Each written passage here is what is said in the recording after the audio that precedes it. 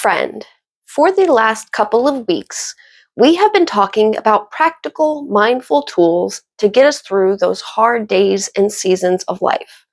Today, I want to talk about something that almost no one else really does. And that's what happens after we've survived the trying times or the packed schedules and the overloaded nervous systems. Maybe everything has started to settle back down. Maybe you're finding your new routine in a new normal after some big change. Whatever it was that the storm looked like, I'm talking about what happens after. Hello, and welcome to Torches, Yoga, and Mindfulness. I'm Lauren, and I'll be your coach.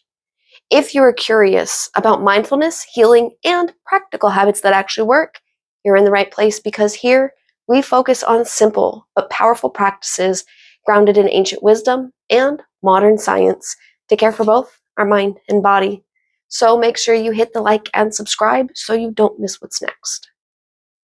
So maybe the crisis has passed. A diagnosis has stabilized, a loss happened, a relationship ended, or the hard conversations have been had. And now life is asking us to come back, to reconnect, re-engage, and start feeling normal again.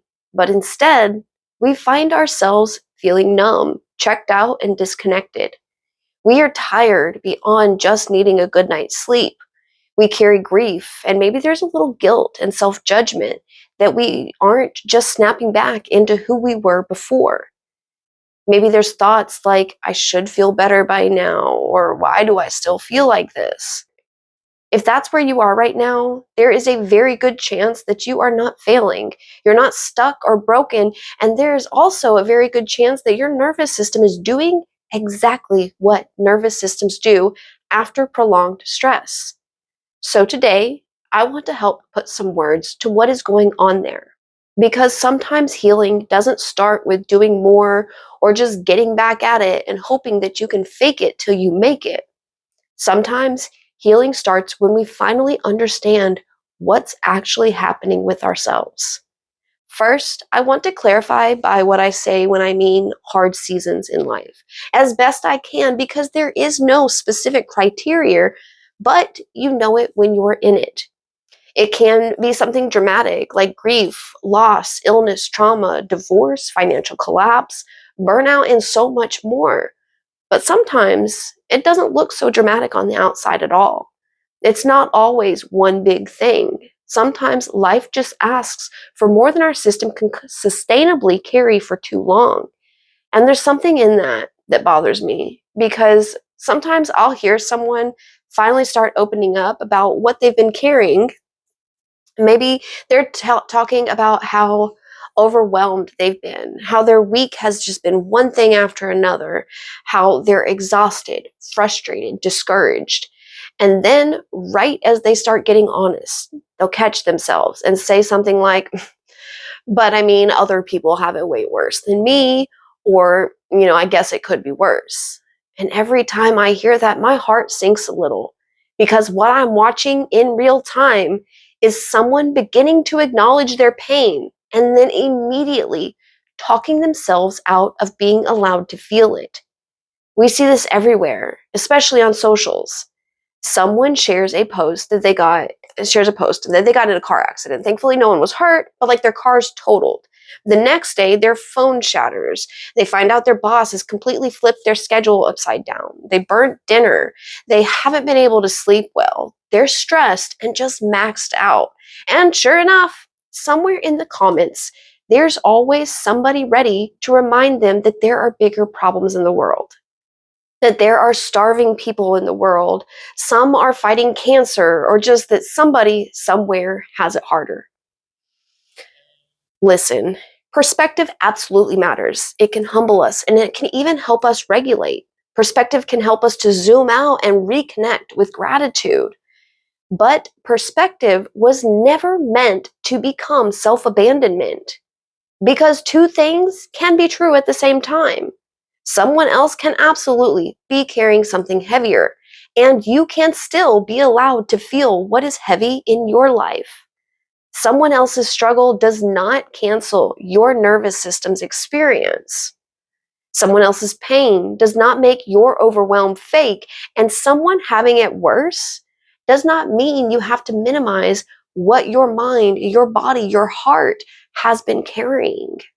Because your nervous system does not measure stress by comparing your life to someone else's. It responds to what you have been holding. And when we constantly invalidate our own experience in the name of perspective, we often delay the very awareness that healing requires. So when we talk about hard seasons, we're not talking about who has it worst. This isn't suffering Olympics. We are talking about what your system has had to carry and for how long. Okay, rant over. Hard seasons don't always mean some grand trauma. They can most certainly be built by the mounting demands that seem little as at the time, but are a drain on our time, our energy, our emotions when we're already feeling depleted. Maybe one day you wake up and you realize you just don't feel like yourself anymore. You're still functioning through. Meanwhile, inside, it feels like your spark packed a suitcase and left town. And often, that's when we start with the self criticism, asking, "Oh, why am I like this? Why can't I handle this? I should be stronger. I should be over this." But what if it's not weakness? What if it's just biology? Our bodies are brilliantly designed to help us survive. When stress shows up, our brain doesn't just sit around and daydream, it prioritizes one thing: protection. Deep inside the brain structures, like the amygdala, it scans for danger. And then sending those signals to our body, our heart rate increases, stress hormones like cortisol rise, and our muscles brace. Breathing changes, and our attention narrows. The, the automatic nervous system begins making moment to moment decisions about our safety. It's not weakness, it's survival intelligence. And when stress is short term, this system is amazing for getting us through those short periods of time. But when the stress stays and starts consuming our days, weeks, months, and sometimes years, your system starts adapting. The brain begins to prioritize scanning, planning for the worst case scenario, and anticipating. The parts of the brain associated with executive functioning, like and flexibility, creativity, emotional regulation, like our prefrontal cortex behind our forehead here, these areas take a back seat, and you feel like you just don't have the bandwidth to process anything with clarity, which means suddenly small decisions feel harder. Rest feels weird and joy feels muted. Our patience gets thinner. It gets harder to focus. We're more reactive and more forgetful, and just overall emotionally exhausted. And when our system runs in that state longer than it can comfortably carry it, now, even when the external stressor starts to calm down, our nervous system doesn't get the memo right away. The danger's past. It still is going to stay alert and on guard. And that's why the calm starts to feel uncomfortable and unsafe, like we can't trust it. So that's why even when things start to calm down, you may be left wondering why you still feel on edge or anxious. Your body got used to being on guard and ready, and now not needing to be on edge feels unfamiliar and uncertain. Coming out of survival mode isn't as simple as a switch being flipped, and now we can just go back to how we were before. It has its own phase and process. So I'm going to read off some signs that you are probably in that phase. Just notice if any of these sound familiar to you. Um, so, like, you finally have a little breathing room, but you don't know what to do with it. You're sleeping more, but still feel tired. You used to enjoy things, but now they feel flat. People ask you what you want, and you genuinely just don't know. Quiet moments feel uncomfortable. Rest creates guilt instead of relief. You keep waiting for the next bad thing to happen. You snap over tiny things. You feel emotionally numb or weirdly detached. You keep telling yourself that you're lazy. Okay, so this phase is where it is crucial that we are mindful of how we talk to and about ourselves. Because if some days you can't manage to pull yourself off the couch or out of bed after a long period of stress, You might also beat yourself up for being lazy. But it is not laziness, it's recovery. Sometimes what we criticize ourselves for as laziness or a lack of motivation is actually a nervous system that has been carrying too much for too long. Sometimes what looks like procrastination is depletion. And sometimes what looks like not caring is emotional overload. And mindfulness asks us to stop labeling ourselves just long enough to actually observe what's true. Now, this is where things go a little deeper. After a hard season, we don't just feel tired, we feel unfamiliar to ourselves. And that can be deeply unsettling. Because maybe before all of this, maybe you were the energetic one, the funny one, the social one. Maybe you were ambitious, a helper, the fixer, the rock. And then life happened. And suddenly the things that once felt natural just don't anymore. Part of you starts asking, what happened to me? So many of us have been there at that point where we're standing over the bathroom sink looking at this stranger in the mirror. Something I had to learn along the way is that you can't go back. There is no going back in life, and that goes for our healing and recovery processes too. But that's okay. If you caught the videos from the last week of April, you may remember we were talking about our identities and how there isn't one final version of ourselves that we're meant to grow into. As long as we are moving down this path of life, we will always be growing, changing, and adapting. And sometimes who we were before the hard season isn't who we are supposed to return to. That version wasn't the final version. So we have to meet who we are after the dust settles. And that can involve grief, not like grieving a lost loved one or a failed opportunity. Grief for the old energy we had, the innocence we carried, the capacity, old dreams, old timelines, and old identities. And that grief absolutely matters because if we don't honor it, we spend all of our energy that we do have trying to resurrect a version of ourselves that no longer fits. Instead of meeting the version that's here now, and this is where mindfulness becomes more than stress relief. It becomes our relationship with ourselves.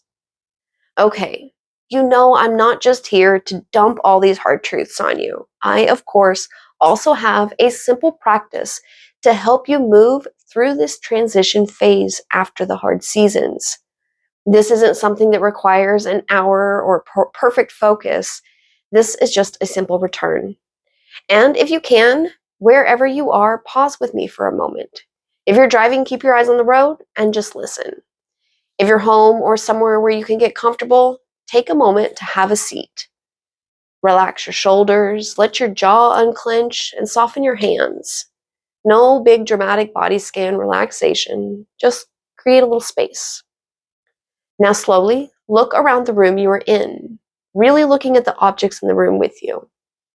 Notice 3 shapes, maybe a window or a picture frame, a lamp. Just noticing. Now notice 2 textures, the fabric under you, a soft blanket, or even your clothes, a stone or wood wall. And now notice 1 sound. Maybe the AC is humming in the background, birds and traffic outside, or even just your own breath. This is called orienting, and it helps remind our nervous system that right now, in this moment, I am here and I'm okay. It lets our system know we aren't actually still in that memory or in that worry of what could be. We're not dealing with the next problem. We're just here. Now, gently bring your attention inward and ask yourself, where in my body does it still feel braced? Not to fix it or change it, just to acknowledge it's there. Maybe after you unclenched your jaw, it tightened again without you even noticing. Maybe there's a heaviness in your chest or back. Maybe your shoulders snuck back up around your ears. Just notice. Now ask, what part of me still thinks I am in survival mode? That question can unlock a lot. If an emotion shows up, that is perfectly okay. And if nothing shows up, that's okay too. I like to let the questions like this just kind of marinate for some time. Depending on how heavy and deep, maybe a few hours or even a day or two. When you sit with questions like this for some time, make sure to create little pockets of quiet, a deep breath between tasks during your day or whatever, and just know that your answer will come to you in those quiet moments that you create. All right, friend. If you journal or even just think about this later, I want to leave these three questions for you to consider. I'll also leave them in the description below for you to come back to. What did this season ask of me? What parts of me got quiet while I was surviving? What feels ready to come home now? When you answer these, don't answer with the thing that you feel should be the right answer or what looks impressive or what makes other people comfortable. Just what feels true for you. Friend, if you are in this season right now where life isn't actively on fire, but you still don't feel fully like yourself, I want you to remember this. Healing doesn't always feel peaceful at first. Sometimes healing feels awkward and quiet, uncomfortable. It can feel like sitting in a room where nothing is wrong and realizing your body doesn't really know what to do with that. And that doesn't mean you are broken. It may mean you are slowly returning. Be gentle with yourself. If you are in this transition phase, or maybe you've made it through to the other side, sharing your experience could help another. So if you are open, I would really love to hear from you in the comments. All right, friend, thank you for giving yourself this gentle moment and sharing that moment with me. Stay present, stay kind to yourself, and I will see you soon.